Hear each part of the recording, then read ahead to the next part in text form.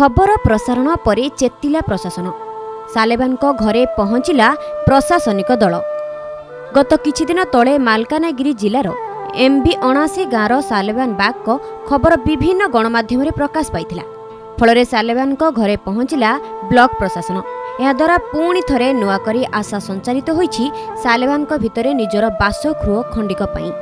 सूचना अनुसार सालेबान गत किछि वर्ष धरी खरा वर्षा और शीत समय निजर स्त्री और झीओं को नहीं एक पॉलिथिन टणा कुड़िया घरे बहु कष्टरे चली आसुथिले। दिन सारा कुली काम करी परिवार लोकंक पेट पाई दाना जोगाड़ करि पारुथिले मध्य घर खंडे करबाकू अक्षम थिले। एपरिकी जाड़ शीत और वर्षा दिन में अत्यंत दयनीय भावरे रहिबाकू पड़ुथिला सालेबानक परिवार को।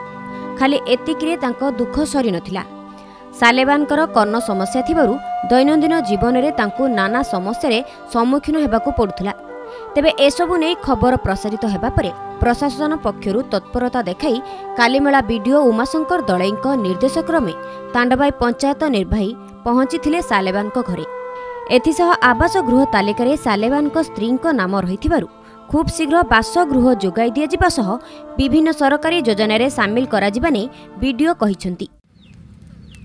वार्ड मेंबर मैंने जाइए आज भातिया है बोले आम खुशी भातिया मिलू नहीं समस्त मिलूँ आपको मिलू नहीं भातिया जाइए काली मेला ऑफिस कहले के दिन भितर घर भारी आसब घर मिल कहले।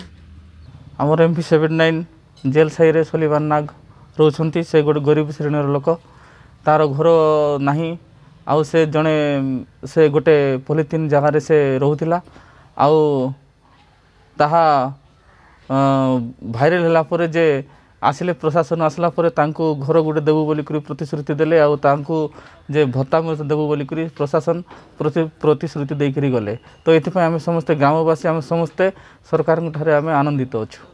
प्रकृतर से पॉलिथिन घरे रोचंती बहुत दिन हेलानी तापर आमर पीएमजे आवास देखिले तांकर लिस्ट अच्छी वर्तमान सीरियल अनुसार घर आसवे दिज्व निकट भविष्य यथाशीघ्र चेष्टा कर।